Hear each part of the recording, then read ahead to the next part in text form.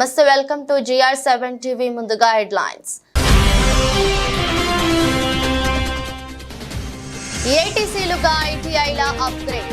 మల్లేపల్లి ఐటీఐలో రేవంత్ రెడ్డి శంకుస్థాపన. మారిన పరిస్థితులకు అనుగుణంగా ఏటీసీలు ఏర్పాటు చేసినట్లు వెల్లడి.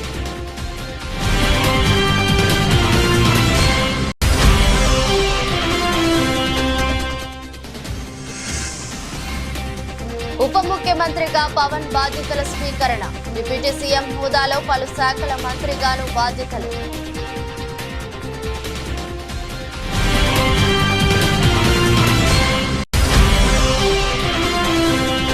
ఛత్తీస్గఢ్ విద్యుత్ కొనుగోలు విషయంపై కాంగ్రెస్ ప్రభుత్వానికి కౌంటర్ ఇచ్చిన మాజీ మంత్రి. విద్యుత్ కొనుగోలు చేసింది 7,000 కోట్లతో అయితే 6,000 కోట్లు ఎలా వెనవేసుకుంటారంటూ ప్రశ్నించిన జగదీష్ రెడ్డి.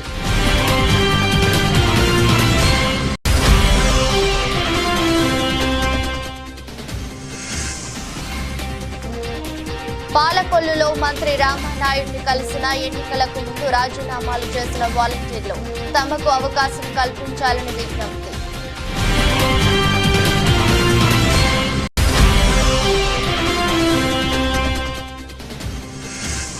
పావో నుర్మి గేమ్స్ లో నీరజ్ చోప్రాకు స్వర్ణ పథకం. జావెలిన్ ను ఏకంగా 85.97 మీటర్లు విసిరి సత్తా చాటిన నీరజ్ చోప్రా.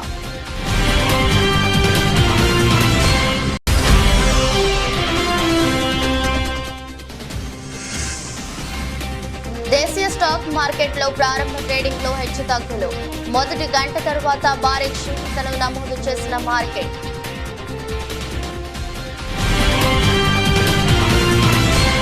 సమాజం చాలా వేగంగా అధునాతన టెక్నాలజీ వైపు దూసుకెళ్తుందని తెలంగాణ ముఖ్యమంత్రి రేవంత్ రెడ్డి అన్నారు.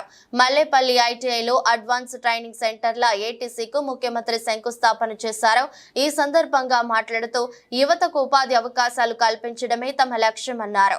ప్రపంచ అవసరాలకు సరితూలిగేలా శిక్షణా కేంద్రాలు ఏర్పాటు చేసినట్లు చెప్పారు. మారిన పరిస్థితులకు అనుగుణంగా యువతను తీర్చిదిద్దేందుకు ఏటీసీలు ఏర్పాటు చేశామన్నారు. ప్రైవేటు రంగంలోని ఇతర ఉద్యోగాలు అందిపుచ్చుకోలేని పరిస్థితి నెలకొందన్నారు. సాంకేతిక నైపుణ్యం ఉంటే ప్రభుత్వం ఉద్యోగాల వైపు మాత్రమే చూడరని పేర్కొన్నారు. నైపుణ్యం లేకుండా కేవలం సర్టిఫిकेट ఉంటే ప్రయోజనం లేదన్నారు. हमारे एमएलए साहब एमएलसी साहब से मैं एक ही बात कहना चाहता हूं, बहुत सारे लोग अपने भाई बहनों मिडिल ईस्ट कंट्रीज को जा रहे नौकरी के लिए, ढूंढते उधर जा रहे, यहाँ पर कुछ सीख रहे नहीं. कोई किसी ने कहा तो अरे अच्छा नौकरी मिलेगा, चलो मैं दिलाता हूँ, ले जा रहे वहाँ छोड़ दे रहे, वहाँ पर कुछ नौकरी मिल रहा है नहीं, वहाँ पर उनको फिर वापस आके घर में शक्ल दिखाने के लिए भी मुश्किल हो जाके वहीं पर गुजार रहे, नहीं तो वहीं पर खुदकुशी कर ले रहे. इसीलिए आज मल्लेपल्ली में जो शुरुआत किए, यहाँ से अपने भाई बहनों जो भी मिडिल ईस्ट कंट्री में नौकरियों के लिए ढूंढ रहे, तड़प रहे, उन लोगों को यहाँ पर तजुर्बा देंगे, यहाँ पर जो जो सिखाना है सिखाएंगे. इस देश से मिडिल ईस्ट कंट्री को कोई भी जाएगा, सरकार जिम्मेदारी उठाएंगे, उनके नौकरी के लिए भरोसा देंगे. उनको वहाँ पर कुछ भी तकलीफ आए तो तेलंगाना सरकार उनके तरफ से वकालत लेके उनके तरफ से हम लड़ेंगे. क्योंकि आज के तारीख में खासकर मुस्लिम माइनॉरिटी भाई बहनों बहुत सारे मिडिल ईस्ट कंट्री जा रहे, मगर वहाँ पर जाने के बाद उन लोगों को कुछ समझ में भी नहीं आ रहे हम कहाँ है, क्या काम कर रहा है.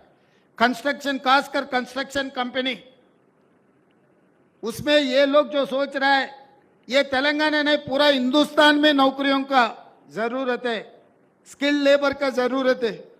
మాజీ ముఖ్యమంత్రి వైసీపీ అధినేత వైఎస్ జగన్ పులివెందుల పర్యటన వాయిదా పడింది.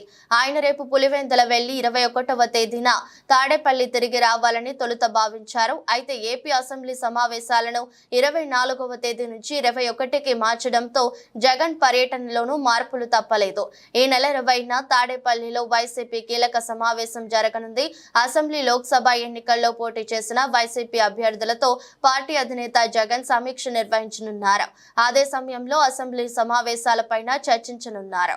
ఇటీవల జరిగిన సార్వత్రిక ఎన్నికల్లో తిరుగులేని విజయం సాధించిన జనసేన చీఫ్ పవన్ కళ్యాణ్ కొద్దిసేపటి క్రితం ఆంధ్రప్రదేశ్ ఉప ముఖ్యమంత్రిగా బాధ్యతలు స్వీకరించారు. అంతకుముందు విజయవాడలోని క్యాంపు కార్యాలయంలో ప్రత్యేక పూజలు చేశారు. డిప్యూటీ సీఎం హోదాలో పంచాయతీరాజ్, గ్రామీణాభివృద్ధి, పర్యావరణ, అటవీ శాస్త్ర, సాంకేతిక శాఖల మంత్రిగాను బాధ్యతలు స్వీకరించారు. అనంతరం పలు ఫైళ్లపై మంత్రి హోదాలో సంతకాలు చేశారు. ఛత్తీస్గఢ్ విద్యుత్ కొనుగోలు విషయంపై కాంగ్రెస్ ప్రభుత్వానికి మాజీ మంత్రి జగదీష్ రెడ్డి కౌంటర్ ఇచ్చారు. ఛత్తీస్గఢ్ నుండి విద్యుత్ కొనుగోలు చేసింది 7,000 కోట్లతో అయితే అందులో 6,000 కోట్లు వెనవేసుకున్నారని అంటున్నారు. ఇదెలా సాధ్యమవుతుందని ప్రశ్నించారు. ఛత్తీస్గఢ్ పవర్ ఇవ్వనున్నప్పుడు బయట నుండి అధిక ధరకు కొన్నారు అని అంటున్నారు. అప్పుడు 15,000 మిలియన్ యూనిట్లకు 7,000 మాత్రమే ఎలా అవుతుంది అని జగదీష్ రెడ్డి అన్నారు. కాంగ్రెస్ ప్రభుత్వం ఇలా చూపింది తెలంగాణను అంధకారంలో తీసుకెళ్లి మళ్లీ సమైక్య ఆంధ్ర పాలననే బాగుంటుంది అన్నట్టు చేయాలని చూస్తుందని బీఆర్ఎస్ ఎమ్మెల్యే జగదీష్ రెడ్డి పేర్కొన్నారు. ఇవాళ వారు మాట్లాడింది ఏంది, అందులో రాసిన రోతరాతలు ఏంది? 6,000 కోట్ల నష్టం. ఇప్పటి వరకు చెల్లించిందే 7,000 కోట్ల రూపాయలను వాడే రాసిండు మొత్తం ఛత్తీస్గఢ్ ప్రభుత్వానికి. 17,000 మిలియన్ యూనిట్లు వాడిండ్రు, 7,000 కోట్ల రూపాయలు చెల్లించింది. 17,000 మిలియన్ యూనిట్లు వాడిన తర్వాత చెల్లించింది 7,000 కోట్లు అయితే 6,000 కోట్లు దుర్వినియోగం అయితే ఏంది అసలు దీంట్లో? అంటే వినేవాళ్ళు అజ్ఞానులనా, అమాయకులనా, లాజిక్ ఉండదనా, తెలివి ఉండదనా, వాళ్ళ మైండ్లకు చైతన్యం లేదనా, ఏందన్నట్టు? ఇంకా అతి తెలివి చేసి ఏం మాట్లాడిండ్రు? ఛత్తీస్గఢ్ ఇస్తానన్న రోజుకు 1000 మెగావాట్ల కరెంట్ ఇయ్యక మధ్యలో అప్పుడప్పుడు 500 మెగావాట్లు, 700 మెగావాట్లు, 300 మెగావాట్లే ఇచ్చింది. ఆ ఇస్తానన్న రోజు నాడు వాళ్ళు ఇవ్వకపోవడం వల్ల బయట మీరు ఎక్కువ ధర పెట్టి కొన్నారు. కాబట్టి ఆ ఛత్తీస్గఢ్ ఇచ్చే ₹3.90 మీరు బయట ₹5, ₹6 పెట్టి కొన్నదానికి వ్యత్యాసం ₹3 ఉంది కాబట్టి అది నష్టమైంది అని మాట్లాడాను. ఓకే, నీ మాట ప్రకారమే. ఒకవేళ నువ్వు అదే కనుక నువ్వు ఆ స్టాండ్ మీద నిలబడితే నువ్వు ఛత్తీస్గఢ్ ఒప్పందం మొత్తమే వద్దు, ఒక్క యూనిట్ కూడా తీసుకోవాల్సింది కాకుండా అని మాట్లాడుతున్నారు. మరి తీసుకున్న 17,000 మిలియన్ యూనిట్లకు ఇలా కట్టింది 7,000 కోట్లు అయితే ఇదే ఒప్పందం లేకపోతే ఛత్తీస్గఢ్ నుంచి కరెంట్ తెచ్చుకోకపోతే ఆ 17,000 మిలియన్ యూనిట్లు ఇవాళ 15,000 కోట్ల రూపాయలు కట్టాల్సి వచ్చేది కదా, ఖర్చు పెట్టాల్సి వచ్చేది కదా. దాని మీద ఏం అతి తెలివి మాటలు మాట్లాడుతున్నారు?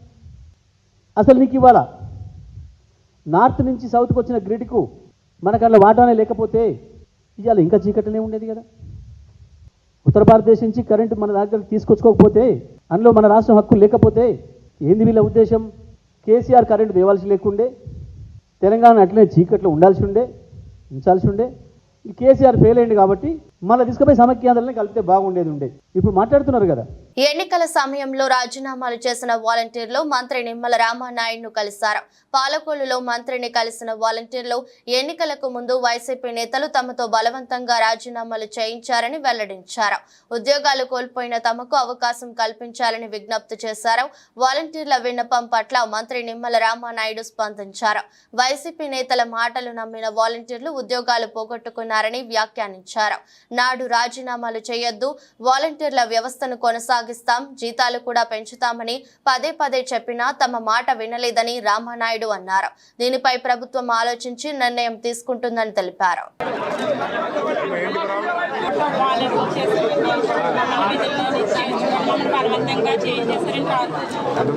మరి మేము ఆ రోజు చెప్పాం కదా, ఇప్పుడు ఎవరు కూడా రాజీనామాలు చేయకండి, వీధి మీద పడకండి. జగన్మోహన్ రెడ్డి గారు 5 సంవత్సరాల్లో మీకు 5,000 రూపాయలు ఇచ్చి ఉపయోగించుకుని మీ జీవితాలు స్థిరపెట్టవలసిన వ్యక్తి రాజీనామాలు చేసి రోడ్డును పడేయమంటున్నారు. మళ్ళీ మేము వచ్చాక శాలరీలు పెంచుతాము, వ్యవస్థను కంటిన్యూ చేస్తామని చెప్పామా లేదా? అలాగే నేను కూడా గట్టిగా చెప్పాను కదా. మరి మా మాటలు నమ్మాలి కదా మీరు. వాళ్ళు బలవంతం చేస్తే, వాడు బెదిరించి చేస్తే మీరు కూడా మాకు కంప్లైంట్ ఇవ్వాలి కదా. నేను కూడా చెప్పాను ఆ రోజు, ఎవరినైనా బెదిరిస్తే కంప్లైంట్ ఇవ్వండి అని చెప్పాను. మీరు ఎవరు ఇవ్వలేదు. మరి ఏం చేయాలి చూద్దాం. ఇంటింటికి వెళ్ళి ఏ వాలంటీర్ కనిపించింది నేను చెప్పినా కూడా మీరు ఎక్కడ కూడా పెట్టలేదు. అది ఏం చేయాలో చూద్దాం. అంటే మాట్లాడి విన్నారు కదా. విన్నప్పుడు మీరు ఏం చేయాలి? మన ఎమ్మెల్యే గారు కంటే నమ్మకస్తులు మీకు ఎవరుంటారు ప్రపంచంలో? మీరు ఉన్నప్పుడు ఏం చేయాలి? మీరు వీళ్ళ మాటలు ఎక్కలేదు, ఎమ్మెల్యే గారు ఉన్నారు అని మాకు ఉండాలి. మీరు ఎవరు చేయలేదు, మీరే చేశారు అనవసరంగా. ఇక్కడ టౌన్లో ఉంది, అక్కడక్కడే చేశారమ్మా, అందరూ చేయలేదు. ఇప్పుడు మీకులాగా స్టేట్లో చేసిన వాళ్ళు ఉన్నారు. అంటే ఇది పాలసీ మ్యాటర్, ఇది రాష్ట్రంలో ఏం చేయాలో ఆలోచిద్దాం. ఇటీవల జరిగిన ఎన్నికల్లో నవీన్ పట్నాయక్ పార్టీ బీజేడీ ఓటమి పాలైంది. ఒడిశాను సుదీర్ఘంగా పాలించిన నవీన్ సైతం ఓ స్థానంలో ఓడిపోయారు. గంజాం జిల్లాలోని హింజలి, బొలంగిర్ జిల్లాలోని కంటాబంజీ నుంచి పోటీ చేసిన ఆయన కంటాబంజీలో బీజేపీ అభ్యర్థి లక్ష్మణ్ బాగ్ చేతిలో ఓటమి పాలయ్యారు. హింజలి నుంచి గెలవడంతో ప్రమాణ స్వీకారం కోసం అసెంబ్లీకి వచ్చారు. ఈ క్రమంలో అందరినీ పలకరించి వెళ్తుండగా బీజేపీ ఎమ్మెల్యే లక్ష్మణ్ బాగ్ లేచి ఆయనకు నమస్కరించారు. అనంతరం తనను తాను పరిచయం చేసుకున్నారు. ఆ వెంటనే నవీన్ స్పందిస్తూ, ఓహో మీరేనా నన్ను ఓడించింది, మీకు అభినందనలు అని చెప్పారు. మాజీ సీఎం వ్యాఖ్యలకు సీఎం మోహన్ మార్షి, మంత్రులు, ఎమ్మెల్యేలు చిరునవ్వులు చెందించారు. తనను ఓడించిన అభ్యర్థిని పట్నాయక్ అభినందించడాన్ని చూసి ఒకంత ఆశ్చర్యానికి గురయ్యారు. వైరల్ అవుతున్న ఈ వీడియోపై నెటిజన్లు ప్రశంసలు కురిపిస్తున్నారు. ఇలాంటి ఆరోగ్యకరమైన రాజకీయాలు ఒక్క ఒడిశాకే పరిమితం కాకూడదని, దేశమంతా ఉంటే బాగుంటుందని కామెంట్లు పెడుతున్నారు.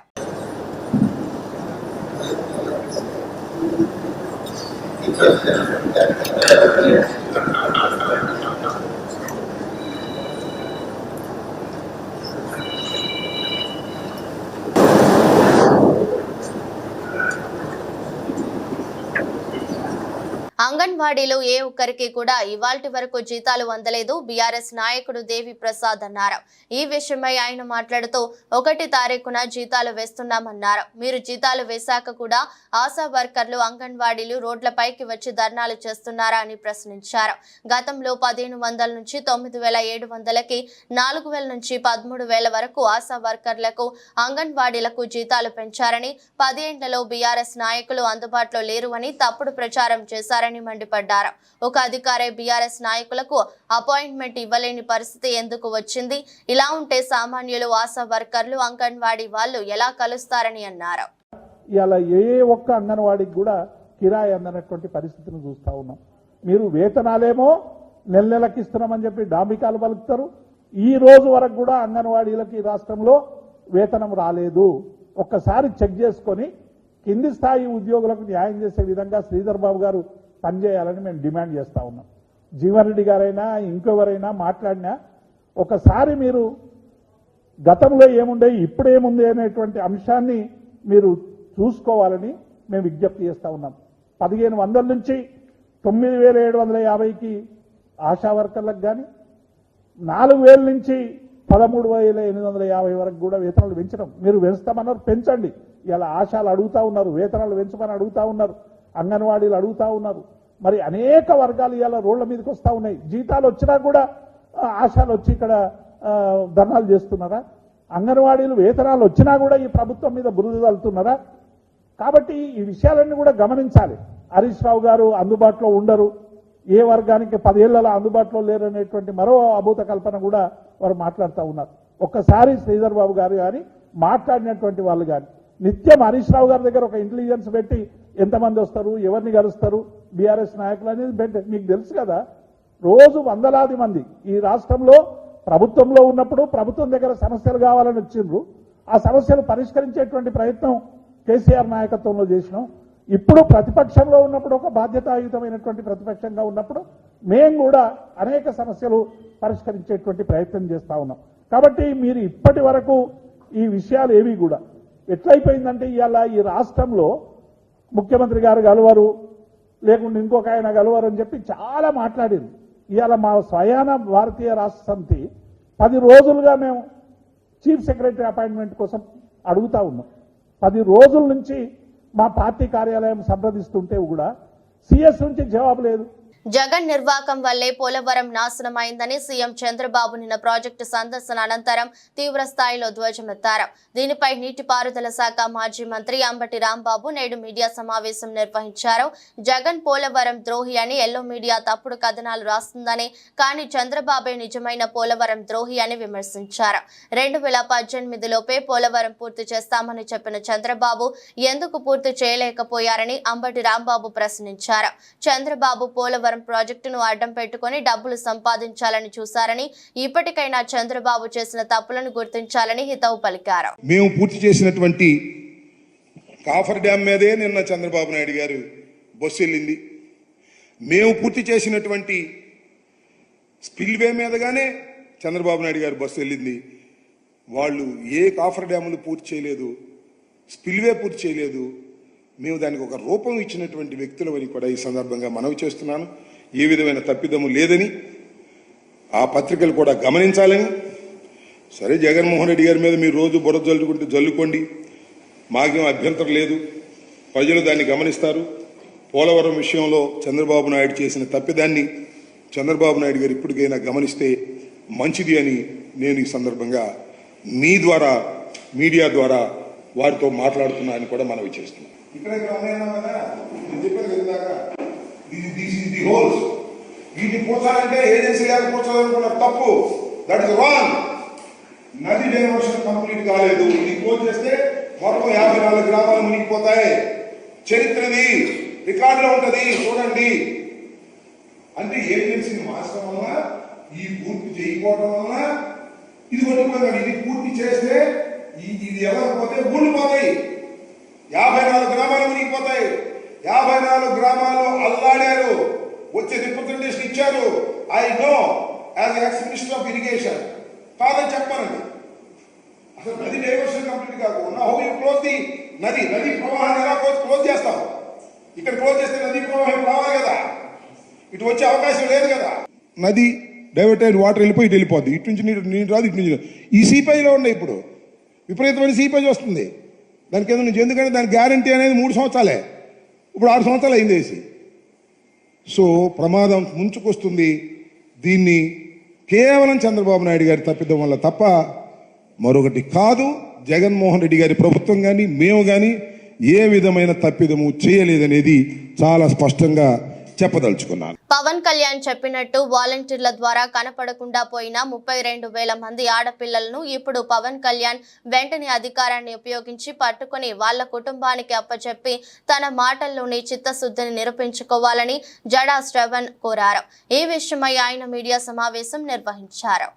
గత ప్రభుత్వంలో 5 సంవత్సరాల్లో వాలంటీర్ల ద్వారా 32,000 ఆడపిల్లలు అదృశ్యం కాబట్టారు. 32,000 మంది. ఈ 32,000 మందికి అదృశ్యం అవడానికి కారణం వాలంటీర్లు. ఇది as per honourable deputy chief minister statement. So I'm requesting honourable deputy chief minister Shri Pawan Kalyan గారు, 32,000 మంది ఎవరైతే గత ప్రభుత్వంలో వాలంటీర్ల ద్వారా మాయం కాబడ్డారో ఈ 32,000 మందిని తొందరగా వెతికి పట్టుకొని వాళ్ళ కుటుంబాలకు అప్పచెపుతారు అని అయితే నేను భావిస్తున్నా. ఎందుకంటే హోమ్ మినిస్టర్ కూడా, సెంట్రల్ హోమ్ మినిస్టర్ కూడా కాన్ఫిడెన్షియల్గా మీతో చెప్పినటువంటి అంశాలు ఇప్పుడు గౌరవ హోమ్ మినిస్టర్ కూడా మీ ప్రభుత్వంలోనే ఉన్నారు కాబట్టి, కేంద్రంలో మీ ప్రభుత్వమే అధికారంలో ఉంది కాబట్టి ఈ 32,000 మందిని వీలైనంత తొందరగా అప్పచెప్పి వాళ్ళ కుటుంబాలకు ఇవ్వగలిగితే హానరబుల్ డిప్యూటీ చీఫ్ మినిస్టర్గా మీ యొక్క గౌరవం అత్యున్నతంగా పెరుగుతుంది. సో ఏ రోజుకు ఆ రోజు ఒక స్పెషల్ టాస్క్ ఫోర్స్ పెట్టి ఈ 32,000 మంది మిస్సింగ్ కేసెస్లో, అంటే ఎవరైతే వాలంటీర్ల ద్వారా వీళ్ళందరూ అక్రమంగా రవాణా చేయబడ్డారో, ఈ అక్రమంగా రవాణా చేయబడిన ప్రతి ఆడపిల్ల, ప్రతి వాలంటీర్, దీనికి కారణమైన ప్రతి వాలంటీర్ మీద కేసు పెట్టాలి. అట్ ది సేమ్ టైం ప్రతి బిడ్డని కూడా ఆ కుటుంబానికి అప్పచెప్పాలి. మెదక్ జిల్లా రామాయంపేట బీజేపీ నాయకులు దామోదర్ రావు, నవతు రాజులు రామాయంపేటలో ఏర్పాటు చేసిన విలేకరుల సమావేశంలో మాట్లాడుతూ మెదక్ జిల్లా కేంద్రంలో జరిగిన గోవధ, గో సంరక్షణ కోసం సంఘ్ పరివార్ బంధువులు ప్రజలు సంరక్షించడానికి జరిగిన ఘర్షణలో హిందూ బంధువులకు మైనార్టీ వర్గాల రాళ్లు, దెబ్బలు, కత్తిపోట్లు జరగగా గోవులను సంరక్షించిన బాధితులపై లాఠీ చార్జ్ చేయడం ఎంతవరకు సమంజసమని ప్రశ్నించారు. హిందువుల పవిత్ర దైవంగా భావించే గోమాతను చట్టవిరుద్ధంగా సుప్రీంకోర్టు ఇచ్చిన ఉత్తర్వులను కూడా ఖాతరు చేయని వారిపై చర్యలు తీసుకోకుండా గోవులను కాపాడిన వారిపై కేసులు పెట్టడం కాంగ్రెస్ ప్రభుత్వం, పోలీసులది సరికాదన్నారు. అసలు సమస్య మాట్లాడవలసిన రామాయంపేట కాంగ్రెస్ నాయకులు హిందువులపై ఏమాత్రం జాలి చూపించకుండా మైనార్టీ వర్గాలకే వత్తాసు పలుకుతూ ప్రెస్ మీట్ ఇచ్చారన్నారు. ఐకమత్యం లేని కాంగ్రెస్ పార్టీ 3 చోట్ల వేరువేరు వర్గాలతో మెదక్ ప్రజలు ఐకమత్యంగా ఉండాలనుకోవడం హాస్యాస్పదమన్నారు. ఆయన మాట్లాడింది సరి అయిన విధానమే అయినా ముస్లిం మైనార్టీల ఓటు దండుకోవడానికి హిందువుల మనోభావాలను దెబ్బతీస్తున్నాయన్నారు. ఈరోజు హిందువుల ఆరాధ్య దైవం అన్నటువంటి గోమాత హిందువులకు తల్లి లాంటిది ఆవు. అటువంటి ఆవులను సుమారు 70 ఆవులను ఈ యొక్క ముస్లిం సోదరులు రంజాన్ పండుగ కోసము బక్రీద్ పండుగ కోసము వాటిని తీసుకొని వస్తుంటే ప్రొటెక్ట్ చేయడం విషయంలో వెళ్తే హిందూ సోదరుల పైన రాళ్ల దాడి, అదేవిధంగా కత్తులతో, అదేవిధంగా కేసులు, లాఠీచార్జ్ అవన్నీ కూడా జరిగిన విషయాన్ని నిన్న ప్రెస్ మీట్లో ఎక్కడ కూడా కాంగ్రెస్ నాయకులు ఎక్కడ కూడా ప్రస్తావించలేదు. కేవలం మైనార్టీ సోదరుల మెప్పు కోసం మాత్రమే నిన్న ప్రెస్ మీట్ ఏర్పాటు చేసిర్రు. దాన్ని మేము హిందూ సోదరుల మనోభావాలను ఎక్కడ కూడా దృష్టిలోకి తీసుకోకుండా మైనార్టీలను అదేవిధంగా మైనార్టీ సోదరుల మెప్పు కోసం తీసుకుని అదేవిధంగా మన పంజా విజయ్ అన్నను టార్గెట్ చేసిన విషయాన్ని మేము భారతీయ జనతా పార్టీ తరఫున పూర్తిగా ఖండిస్తూ ఉన్నాం. ఎందుకంటే ఈరోజు ప్రపంచ దేశాలు, మన దేశం కాకుండా ప్రపంచ దేశాలన్నీ కూడా మన సంస్కృతిని, మన హిందూ సంస్కృతిని, మన తల్లి గోమాతను ఆరాధ్య దైవంగా పూజిస్తున్నాం. ఈరోజు వాళ్ళు ప్రధానంగా ఈ యొక్క కుట్రలను ప్రధాన కారణం భారతీయ జనతా పార్టీ అని సంబోధించారు. భారతీయ జనతా పార్టీ ఎక్కడ కూడా అందరూ బాగుండాలనే కోణంలోనే ఆలోచన చేస్తుంటుంది. ముందు సమస్య ఎక్కడొచ్చింది అనేది కాంగ్రెస్ పార్టీ నాయకులు దృష్టిలో ఉంచుకోవాలి. అదేవిధంగా మత ఘర్షణలు, అదేవిధంగా వీళ్ళు ఏదైతే మాట్లాడిరో భారతీయ జనతా పార్టీని దూషించిరో దాన్ని పూర్తిగా మేము ఖండిస్తూ ఉన్నాము. కాంగ్రెస్ పార్టీ నాయకులు ముఖ్యంగా గుర్తుంచుకోవాలి, ఈరోజు పంజా విజయ్ కుమార్ గారిని దూషించడం, అభ్యంతరకర వ్యాఖ్యలు చేయడాన్ని భారతీయ జనతా పార్టీ నాయకులను ఎక్కడ కూడా తిరగనీయము అని చెప్పేసి కాంగ్రెస్ పార్టీ నాయకులు మాట్లాడడం జరిగింది. మేము ఎవరికి కూడా వ్యతిరేకం కాదు. కాకినాడ జిల్లా ప్రతిపాడు నియోజకవర్గం ప్రతిపాడు మండలం ప్రతిపాడులో నేడు ప్రపంచ సికిల్ సెల్ డే సందర్భంగా సిహెచ్సి వైద్య సిబ్బంది ర్యాలీ. హాస్పిటల్ సూపరింటెండెంట్ సౌమ్య మాట్లాడుతూ సికిల్ సెల్ పట్ల తీసుకోవాల్సిన పలు జాగ్రత్తలు, సేఫ్టీ ప్రికాషన్స్ తెలియజేశారు. అసలు ఈ సికిల్ సెల్ ఎనీమియా అంటే ఏంటంటే, మనకు మామూలుగా మన రెడ్ బ్లడ్ సెల్స్ ఉంటాయి, ఎర్ర రక్త కణాలు, అవి యూజువల్గా డిస్క్ షేప్లో ఉంటాయి, రౌండ్గా ఉంటాయి. అయితే ఈ సికిల్ సెల్ డిసీజ్ జెనెటిక్గా వస్తుంది అనమాట. అయితే ఈ షేప్లోకి వెళ్ళిపోతాయి, ఒకసారి కొడవలి షేప్లోకి అయిపోతాయి, ఇలాగా కొడవలి షేప్లోకి ఈ డిస్క్ షేప్ కాస్త ఈ కొడవలి షేప్లోకి వెళ్ళిపోతాయి. ఈ కొడవలి షేప్లో వెళ్ళిపోవటం వల్ల ఏమవుతుంది, మామూలుగా అయితే మన లోపల బ్లడ్ వెజల్స్లోకి రక్తం ఫ్రీగా వెళ్తూ ఉంటుంది, అన్ని ఆర్గన్స్కి ఫ్రీగా వెళ్తుంది.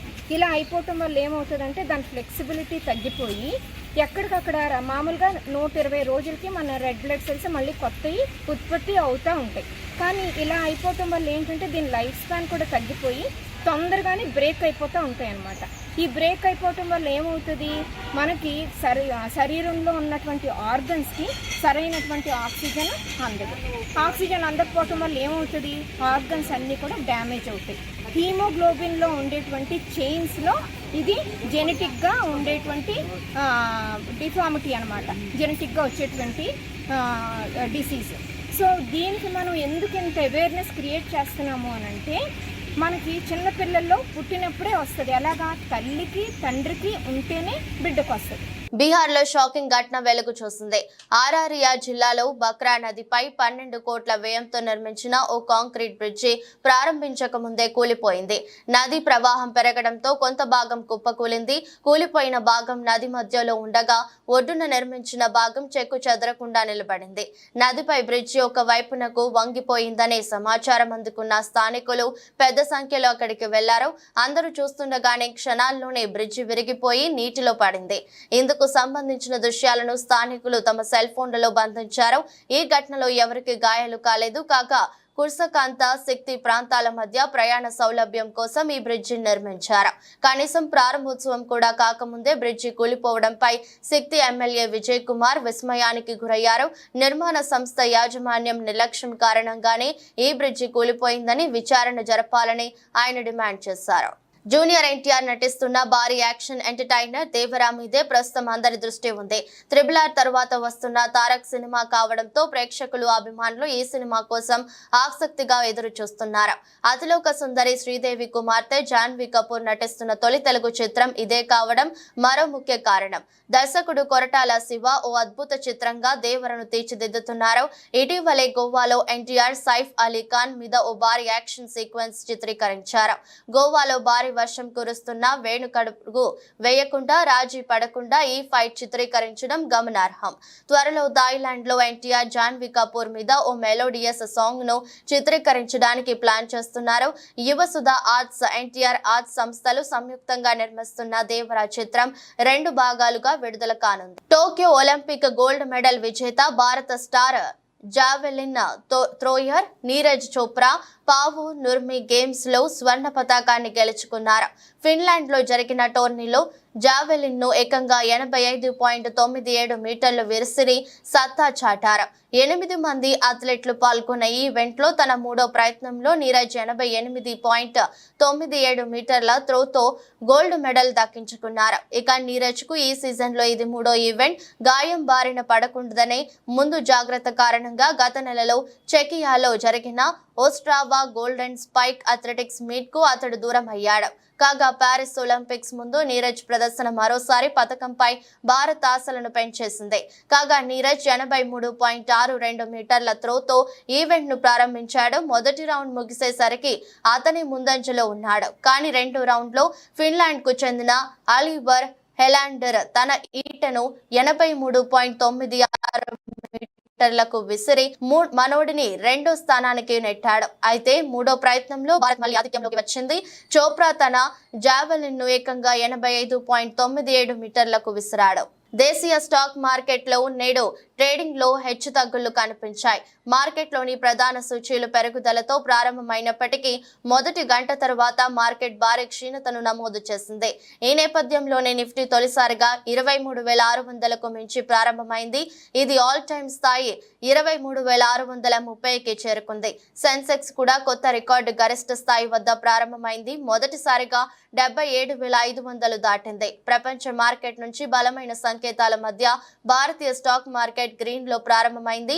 ఈ క్రమంలోనే ఉదయం 11:15 ప్రాంతంలో BSE సెన్సెక్స్ 42 పాయింట్లు క్షీణించి 77,258 వద్దకు చేరుకుంది. అదే సమయంలో నిఫ్టీ 50లో కూడా క్షీణత కనిపించింది. అది 55 పాయింట్లు పడిపోయింది. మరోవైపు నిఫ్టీ మిడ్ క్యాప్ సూచి ఏకంగా 500 పాయింట్లు తగ్గి 54,598 స్థాయిలో ట్రేడ్ అవుతుంది. కానీ నిఫ్టీ బ్యాంక్ మాత్రం 607 పాయింట్ల లాభంతో 51,048 వద్ద కదులుతోంది. కేంద్ర బడ్జెట్ 2024కు ముందే స్టాక్ మార్కెట్ సూచీలు సరికొత్త గరిష్టాలను తాకుతుంటే బడ్జెట్ వేళ ఈ సూచీలు మరింత పెరుగుతాయని నిపుణులు అంటున్నారు. వార్తలు ముగించే ముందు మరోసారి హెడ్లైన్స్. ఏటీసీలుగా ఐటీఐల అప్గ్రేడ్. మల్లేపల్లి ఐటీఐలో రేవంత్ రెడ్డి శంకుస్థాపన. మారిన పరిస్థితులకు అనుగుణంగా ఏటీసీలు ఏర్పాటు చేసినట్లు వెల్లడి.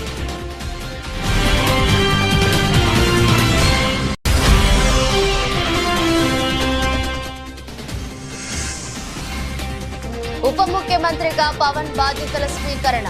డిప్యూటీ సీఎం హోదాలో పలు శాఖల మంత్రిగాను బాధ్యతలు.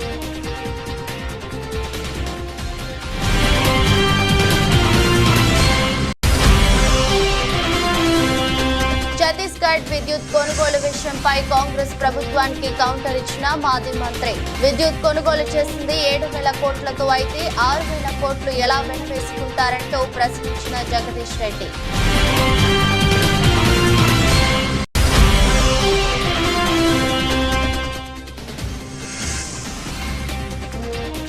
పాలకొల్లులో మంత్రి రామానాయుడిని కలిసిన ఎన్నికలకు ముందు రాజీనామాలు చేసిన వాలంటీర్లు తమకు అవకాశం కల్పించాలని విజ్ఞప్తి.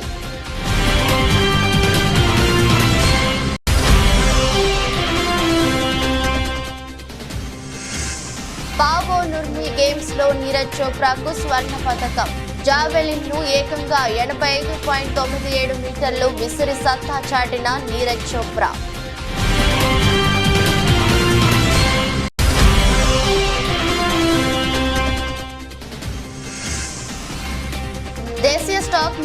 మార్కెట్లో ప్రారంభ ట్రేడింగ్ లో హెచ్చుతగ్గులు.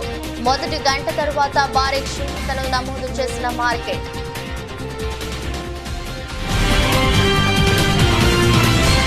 ఇది బులెటిన్. మరో బులెటిన్లో మళ్ళీ కలుద్దాం.